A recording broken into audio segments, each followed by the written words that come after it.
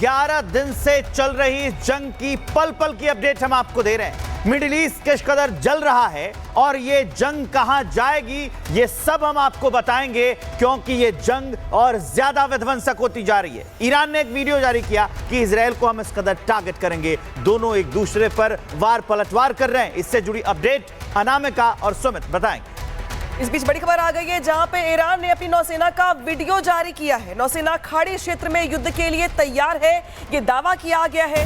फारस और ओमान की खाड़ी में हलचल बढ़ी है। बिल्कुल, IRGC की तरफ से ये दावा किया गया है। युद्धपोत, ड्रोन, सब कुछ तैयार है, बस आदेश का इंतजार कर रहे हैं। IRGC का कहना है कि बस आदेश का इंतजार कर रहे हैं। फाइनल ऑर्डर जो आएगा उसके बाद अटैक होगा। ये अटैक कैसा होगा और ये तस्वीरें बार बार जारी की जा रही है ईरान की तरफ से। क्या ये सिर्फ और सिर्फ धमकी है या फिर बहुत बड़ा पलटवार होने वाला है ईरान की तरफ से? अपनी नौसेना का वीडियो जारी कर ईरान क्या जताना चाह रहा है? खाड़ी क्षेत्र में युद्ध के लिए तैयार। फारस और ओमान की खाड़ी में हलचल बढ़ी है और मिडिल ईस्ट में कई अमेरिकी बेस भी हैं। 9 अमेरिकी बेस हैं। तो क्या निशाने पर अमेरिकी बेस हैं? दीपक वोरा साहब हमारे साथ जुड़ गए हैं, पूर्व राजनयिक। वोरा साहब, ईरान लगातार कल से धमकी, चेतावनी भरी भाषा का इस्तेमाल कर रहा है, वीडियो जारी कर रहा है। अब एक और वीडियो नौसेना का कि साहब हम देखिए तैयार हैं, आदेश का इंतजार है। ये गिदड़ भभकी है या फिर वाकई रिटेलिएट और बहुत जोरदार रिटेलिएट होने वाला है? बहुत धन्यवाद सर, आपके बहुत अच्छा लगता है जब मैं आपसे बातचीत करता हूँ, बहुत सीखता हूँ। ये गिदड़ धमकी है। ईरान के पास ताकत नहीं है कि अमेरिका के ऊपर पलटवार करे। अगर किया सर, एक नेटो के सदस्य को आपने अटैक किया है। आर्टिकल 5 नेटो ट्रीटी, बाकी जितने सदस्य हैं नेटो के सब कूद पड़ेंगे जंग में और फिर ईरान सरवाइव नहीं करेगा। ये रेजिम सरवाइव नहीं करेगी। लोग तो रहेंगे, देश तो रहेगा, लेकिन मुल्ला रेजिम को बाहर निकालना जो अमेरिका का इस समय लक्ष्य है, जो इजराइल का लक्ष्य है, वो बहुत आसान हो जाएगा। तो मेरा मानना है कि ईरान के पास ये ताकत नहीं। उनकी नेवी तो बिल्कुल खत्म हो चुकी है, अभी तक कुछ नहीं किया। वो तो हूथियों के बल पर जो भी कर रहे थे। ये कहने के लिए बहुत अच्छा होता है कि हम ये कर देंगे, वो कर देंगे, लेकिन मेरा नहीं मानना है, क्योंकि अगर कुछ करने की कोशिश की, एक भी अमेरिकन एसेट पे हाथ लगाया तो फिर अमेरिका दोबारा बॉम्बिंग शुरू कर देगा। अमेरिका का लक्ष्य ईरान के पास न्यूक्लियर बॉम्ब नहीं होगा, इजराइल का लक्ष्य नहीं होगा, EU का लक्ष्य नहीं होगा। दुनिया में कोई नहीं है ईरान के अलावा जो चाहता है कि ईरान के पास न्यूक्लियर बॉम्ब हो। यहाँ तक कि उसका जो पड़ोसी है आतंकिस्तान, वो भी नहीं चाहता। इस्लामिक समुदाय के देश भी नहीं चाहते। तो ईरान में इस समय से जो हम डिप्लोमेसी में कहते हैं टर्मिनल डिफायंस, यानी आखिरी वक्त पे भी आप कह रहे हैं मैं ये कर दूंगा, वो कर दूंगा, लेकिन इनके बस का नहीं। आप देखते जाइए, अगले 48 घंटे आपका चैनल तो शानदार है, बताता रहेगा सच्चाई, जैसा आपके एड्स में सुनता रहता हूं, एंड एवरीबॉडी ट्रस्ट यू। इसीलिए आप देखेंगे, आप बराबर खबर देते रहेंगे, कुछ नहीं होने। अगर होगा तो फिर अमेरिका ठोकेगा। लेकिन वोरा सर, आप जिस बात का जिक्र कर रहे थे, आपने जिक्र किया कि नाटो, मैं पूछता हूं कि नाटो की विश्वसनीयता कितनी है? जब रूस यूक्रेन का जंग जब छिड़ा था, यूक्रेन कह रहा था नाटो नाटो, हम उसके पीछे हैं, वो हमारे साथ है। कुछ किया नाटो ने? तो आपको लगता है कि इस जंग में कुछ कर पाएगा वो? मैं बता देता हूं, नेटो का सदस्य नहीं है यूक्रेन।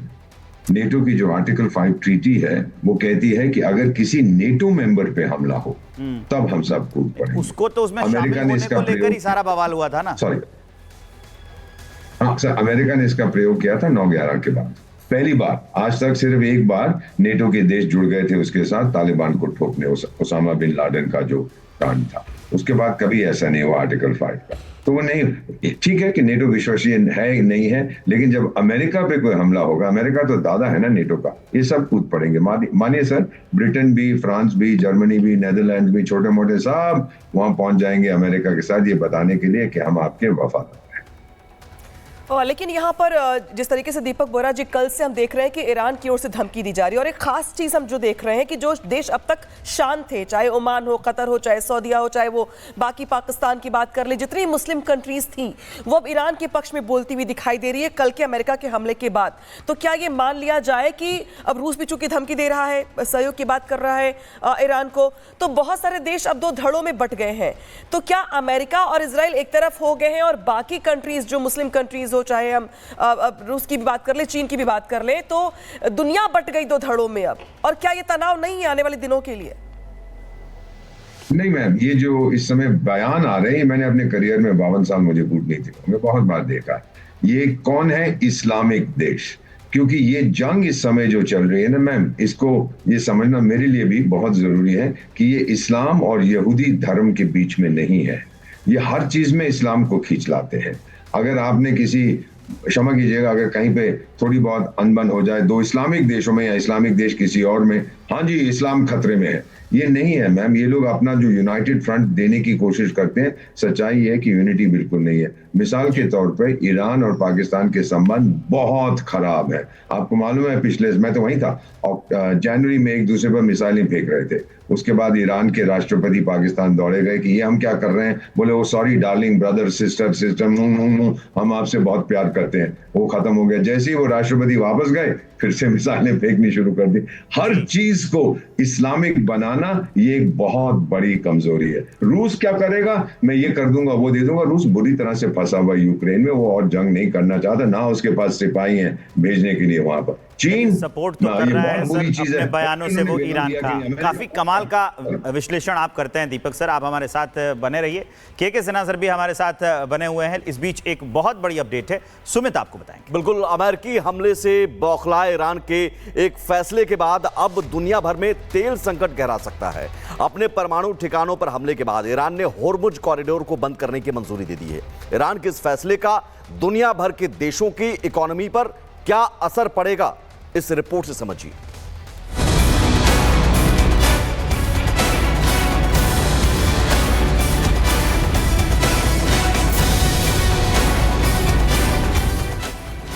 ईरान का होर्मुज दांव, रुकेगा तेल का प्रवाह।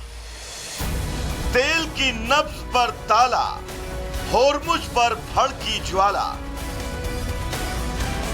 इजराइल के साथ जारी जंग और अमेरिका के हमले से भड़के ईरान ने ऐसा दांव चला जिसने पूरी दुनिया की ऊर्जा नीति को संकट में डाल दिया।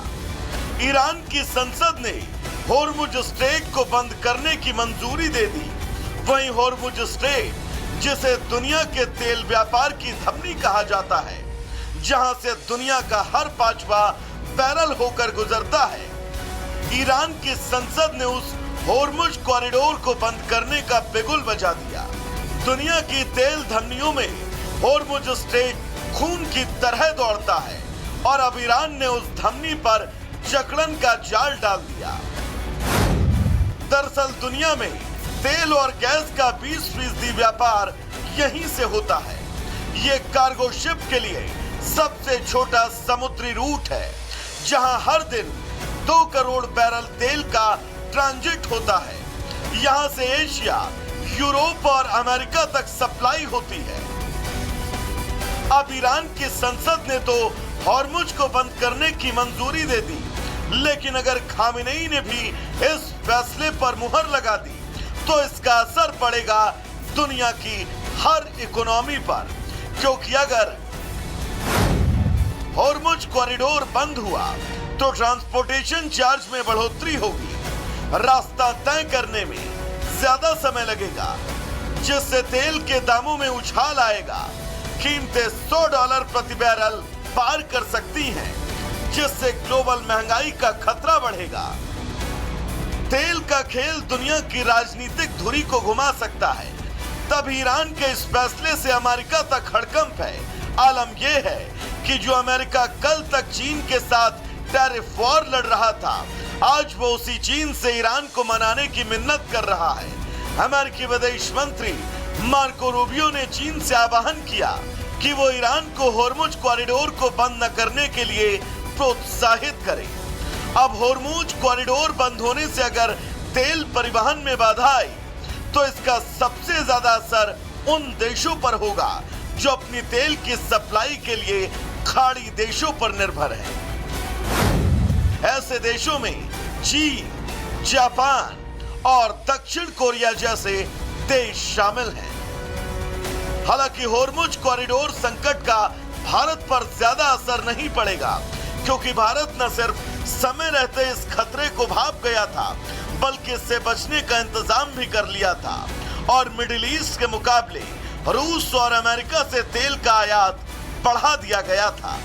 Insofar as the global situation today is concerned, the escalation of tensions in the Middle East was not entirely unexpected. In fact, we had foreshadowed this escalation, and out of the 5.5 million barrels of crude oil that India consumes daily, about 1.5 and 2 million only come through the Straits of Hormuz. We import roughly 4 million barrels through other routes, and our companies, the oil marketing companies, have enough stocks. तेल अब सिर्फ ईंधन नहीं, हथियार बन चुका है। Middle east में तेल का खेल भड़क उठा है। ऐसे में जंग के बीच अगर होर्मुज की खाड़ी बंद हुई तो इसका असर सिर्फ मिडिल ईस्ट ही नहीं बल्कि दुनिया के कई देशों तक देखने को मिलेगा, जिससे पूरी दुनिया की अर्थव्यवस्था लड़खड़ा सकती है। Bureau report, Republic Bharat. एक बड़ी अपडेट आ गई है। तेहरान, केरमनशाह और हमदान में इजरायल का हमला हुआ है। 20 फाइटर जेट से इजरायली सेना ने बरसाए हैं बम। ईरान के मिसाइल स्टोरेज को निशाना बनाया है। ईरान में सैन्य ठिकानों पर इजरायल का हमला हुआ है। ईरान के मिसाइल स्टोरेज को निशाना बनाया है। तो तेहरान, केरमनशाह में 20 फाइटर जेट से इजरायली सेना ने बम बरसा दिए हैं, हमला किया है। हमला कहां किया है? वहां पर जहां पर ईरान की मिसाइलें रखी जाती हैं, सैन्य ठिकाने जहां पर हैं वहां पर हमला किया है।